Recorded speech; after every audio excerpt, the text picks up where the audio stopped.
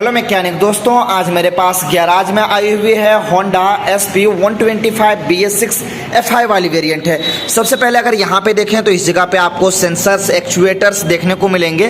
तो आपको प्रॉब्लम को बताने से पहले सबसे पहले आपको किलोमीटर दिखा दें। तो यहाँ पे इग्निशन ऑन कर लिए हैं और किलोमीटर देखें तो 32,461 किलोमीटर हमारी गाड़ी चली हुई है। इस जगह पे चेकलाइट है और साथ ही साथ आपको इसके प्रॉब्लम के बारे में बता देते हैं। तो चलिए सबसे पहले आपको बता दें, इसके अंदर करंट नहीं आ रहा है। जी हाँ मैकेनिक भाइयों, अभी देखें इग्निशन ऑन है। अब चलिए आपको किक का अप्लाई करके दिखाते हैं। मारो किक, जोर से और जोर से। और तो देखें इसके अंदर स्पार्किंग नहीं है। और गाड़ी में सबसे इंटरेस्टिंग क्या है कि 1 वीक से कंप्लीट गाड़ी यहीं पे खड़ी है और इसके अंदर जो है करंट की समस्या जा नहीं रही है। चलिए सबसे पहले आपको एक एक स्टेप बताते हैं कि कैसे चेक करना है करंट जब ना आए। चलिए सबसे पहले इसके अंदर OBD लगाते हैं और ये फाइंड आउट करते हैं क्या ECU सही से वर्क कर रहा है कि नहीं, किस चीज़ से प्रॉब्लम है जो हमारी गाड़ी में करंट नहीं आ रहा है। चलिए सबसे पहले OBD असेंबल करते हैं और देखते हैं एक्चुअल प्रॉब्लम इसके अंदर है क्या, OBD एक्सेप्ट करता है इसका ECU या नहीं। उसी से पता चलेगा कि एक्चुअल प्रॉब्लम है क्या जो हमारी गाड़ी में करंट नहीं आ रहा है। तो सबसे पहले ये पता करेंगे कि इसके अंदर कोई सेंसर या एक्चुएटर या कोई सेंसर वगैरह खराब तो नहीं हो गया जिससे करंट का प्रॉब्लम है आ रहा है। तो यहाँ पे देखें इस जगह पे हम जो है बाइक का OBD यूनिवर्सल केबल इसके अंदर असेंबल करेंगे। सबसे पहले इसके ECM को फाइंड आउट करेंगे कि वो प्रॉपर तरीके से वर्क कर रहा है कि नहीं। तो देखें ये पूरी तरह से एक पैकेज है, complete all in one cable.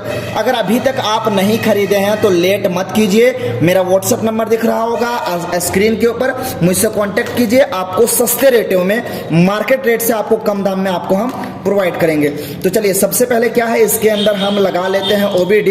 तो यहाँ होंडा किस जगह पे है पहले देख लेते हैं। यूनिवर्सल है, थोड़ा सा कंफ्यूजन हो जाता है। तो होंडा का केबल कहाँ है यार, ये ब्लैक वाला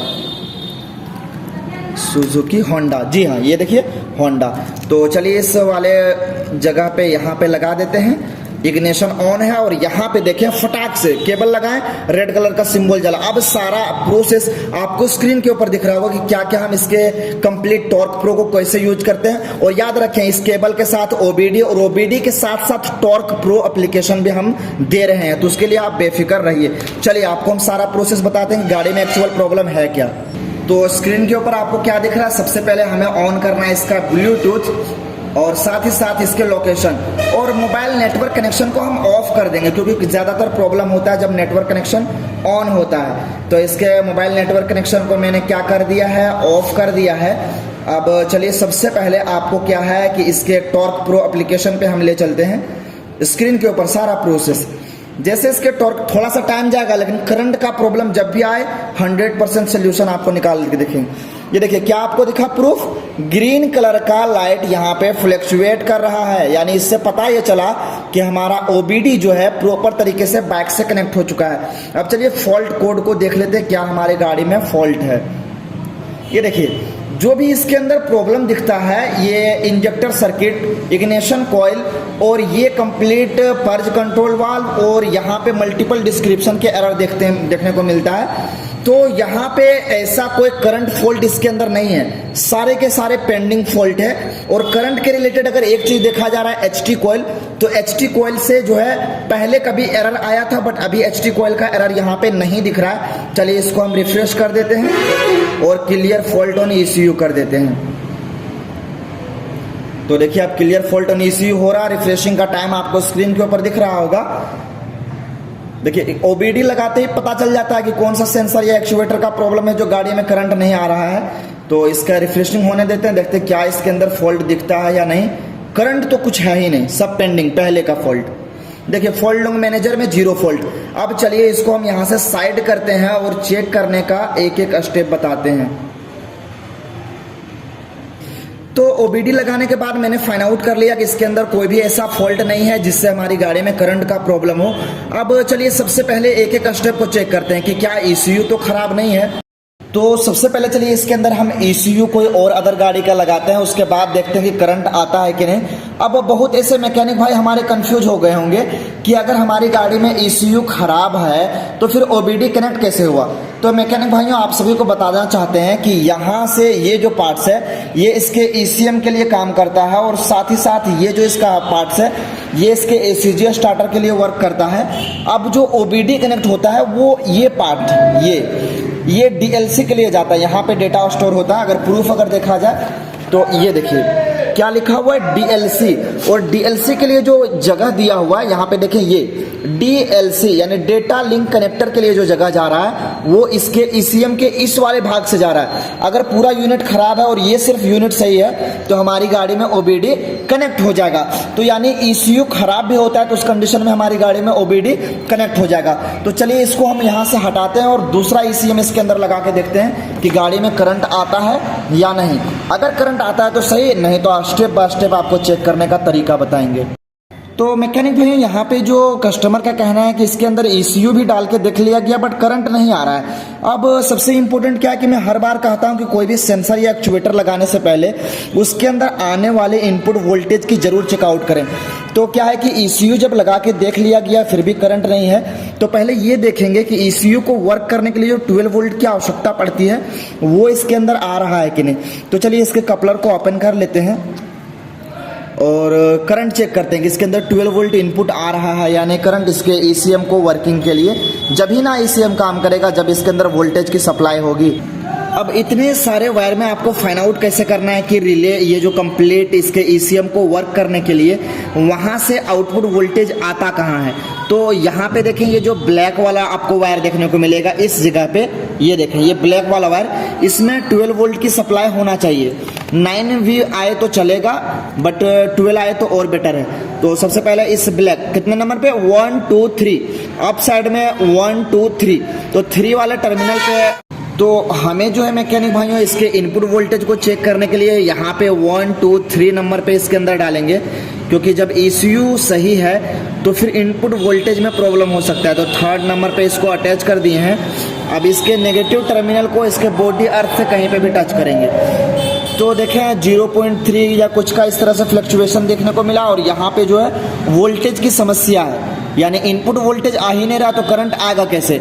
अब इनपुट वोल्टेज कहाँ से आता है वो आपको बताते चलें। तो सबसे इम्पोर्टेंट यहाँ पे देखें, आपको वायरिंग डायग्राम दिखा दे ताकि आपको समझने में आसानी हो। ये 2 रिले से, अगर यहाँ पे देखें कि है मेन रिले और दूसरा इस जगह पे, सॉरी थोड़ा सा ब्लर हो रहा है, ये स्टार्टर चार्जिंग रिले। तो ये रिले जब खराब होगा जब हमारे ECU को इनपुट वोल्टेज आने से नहीं रोक सकता है। बट ये जो मेन रिले है वाइट वाला रिले, तो ये देखिए यहाँ से जो है ना फ्यूज बॉक्स के लिए इसका करंट जाता है। तो सबसे पहले इसके फ्यूज बॉक्स को चेक करते हैं कि सारे फ्यूज सही हैं या नहीं, और उसके बाद रिले को भी चेक करेंगे। रिले को मल्टीमीटर से कैसे चेक करना है चलिए वो भी बताते हैं। तो ये है इसका फ्यूज बॉक्स, और ECM के जो रिले जाता है वो 2nd नंबर का यहाँ पे जो रिले है, सॉरी फ्यूज है, वो इसके ECM के सप्लाई के लिए जाता है। अगर इस जगह पे इसका मैनुअल देखें तो यहाँ पे जो 2nd नंबर पे है वो इसके ECU के लिए जाता है। और साथ ही साथ ये 20 नंबर का जो फ्यूज है ये भी काम करता है, बट ये अगर ख़राब होता तो स्पीडोमीटर में लाइन नहीं जाता बट जा रहा है। तो फ्यूज को हम चेकआउट कर लेते हैं। एक इस वाले फ्यूज को, फ्यूज सटीक है, और एक यहाँ पे भी 2nd चेक कर लेते हैं कंफ्यूजन नहीं। तो ये भी फ्यूज सही है। अब पता ये चला कि इसका जो मेन रिले है जो लोड के लिए काम करता है ECM को यहाँ से सप्लाई भेजने के लिए, वो काम नहीं कर रहा है, क्योंकि इनपुट वोल्टेज जब सही नहीं रहेगा तो फिर हमारी ECU जो है काम नहीं करेगा और परेशानी बढ़ता चला जाएगा। तो वो मेन रिले जिसके बारे में बात कर रहे हैं ये वाइट वाला है, ये वाला। अब ये खराब है या सही, इसको मल्टीमीटर से कैसे चेक करना है चलिए आपको बताते हैं। तो रिले चेक करने का आज तक आपने कोई भी नहीं बताया होगा कि रिले को चेक कैसे करना, बट मैं हूं जो आपको कंप्लीट टेक्निकल तरीका बताता हूं। तो ये देखिए ये मल्टीमीटर है, इसको हम 200 ओहम पे सेट करेंगे। यहाँ पे ये देखिए लगा रही है 200 ओहम पे। अब क्या है कि इसका ये एक नेगेटिव टर्मिनल एक पॉजिटिव टर्मिनल, दोनों टर्मिनल को किस पे टच करना है और रीडिंग क्या आएगा वो आपको बताते हैं। तो यहाँ पे ये जो नीडल बना हुआ है स्टील का, इस पे दोनों पे हमें टच करना है। और तो मैंने मल्टीमीटर को होल्ड कर लिया है और ये जो रिले है इसको चेकआउट करेंगे। तो ये दोनों टर्मिनल यहाँ पे इस स्टील वाले पे एक बार, दूसरा इस स्टील वाले पे दो बार, जो ये इस जगह पे देखें यहाँ पे और यहाँ पे। तो रीडिंग जो है 150 से नीचे होना चाहिए। आपको अगर स्क्रीन के ऊपर दिखेगा रीडिंग तो वो 150 के नीचे रीडिंग आना चाहिए जब ये रिले सही माना जाता है। तो इसको और इसको तो रीडिंग देखें काफ़ी ज़्यादा बढ़ चुका है इसका, इसलिए ये जो वोल्टेज की सप्लाई नहीं कर रहा, देखिए कहाँ पे लगाए हैं, इन दोनों जगहों पे। तो यहाँ से इसका मेन काम है ECU तक इनपुट वोल्टेज पहुँचाने का। अब अभी आपको एक और कहा, हम दूसरा नया रिले लाए हैं, इसका देखिए वोल्टेज रीडिंग बढ़ रहा है। अब इसके अंदर हम नया रिले असेंबल करेंगे। तो ये इसका है ओल्ड रिले, हटा दो, इसका चेकआउट कर दिए हैं। ये इसका ओल्ड रिले है, ये इसका एक गाड़ी से ओपन करके मैंने लाया था ताकि चेकआउट कर लिया जा सके। अब चलिए इसको यहाँ पे डायरेक्टली असेंबल करते हैं। ये मैंने यहाँ पे असेंबल कर दिया, ये पुराना रिले है। अब चलिए आपको वोल्टेज चेक कराते हैं। अब मैंने क्या है, सिर्फ रिले रिप्लेसमेंट किया है और यहाँ पे 20 वोल्ट पे सेट करेंगे। पॉजिटिव वाला टर्मिनल जो है इस तीसरे नंबर पे 1 2 3 तीसरे नंबर पे ऐड करेंगे और इसको हम ग्राउंड देंगे कहीं से भी। तो देखिए यही होता है प्रूफ। पहले क्या था, इसके अंदर कोई भी वोल्टेज की प्राप्ति नहीं थी और अब जैसे इसके अंदर रिले रिप्लेसमेंट किए अब वोल्टेज आना शुरू हो गया। यानी यहाँ पे जो मैकेनिक भाई गलती कर रहे थे ECM को रिप्लेस करके, ECM की खराबी है नहीं, क्योंकि ECM को जो इनपुट वोल्टेज मिलना चाहिए वो रिले खराब होने की वजह से मिल नहीं रहा था। अभी देखिए 12 वोल्ट आना शुरू हो गया। अब चलिए इसको लगाते हैं और आपको करंट भी चेक कराएंगे और गाड़ी को स्टार्ट करके भी दिखाएंगे, क्योंकि गलती जो थी वो पता चल गया है। अब देखिए इसको मैंने लगा दिया है। अब चलिए आपको क्या है कि इसके गाड़ी को करंट को चेक करके दिखाएंगे। पंप भी चलना शुरू हो गया, सिर्फ इसके इनपुट वोल्टेज के प्रॉब्लम से यह सारा इशू हो रहा था। जैसे इनपुट वोल्टेज मिला, ये देखिए फ्यूल की छिड़काव हुआ, पंप चलना शुरू। चलिए करंट को चेक कराते हैं। अब इसके राइट हैंड साइड ले आ चुके हैं। आपको स्टेप बाय स्टेप नहीं बता पाएंगे क्योंकि टाइम काफ़ी ज़्यादा कम है और आपका ज़्यादा टाइम भी नहीं लेना चाहते हैं। चलो मारो, ये देखिए स्पार्किंग आना शुरू हो गया। मारो मारो, बस बस छोड़ दो। शिट, देने झटका। अब चलो गाड़ी को लगाते हैं फ्यूल टैंक। तो दोस्तों आपने देखा है कि एक छोटी सी प्रॉब्लम की वजह से गाड़ी एक वीक से खड़ी थी। अब चलिए इग्निशन को ऑन कर लिए हैं। अब चलिए गाड़ी को स्टार्ट करके दिखा देते हैं आपको।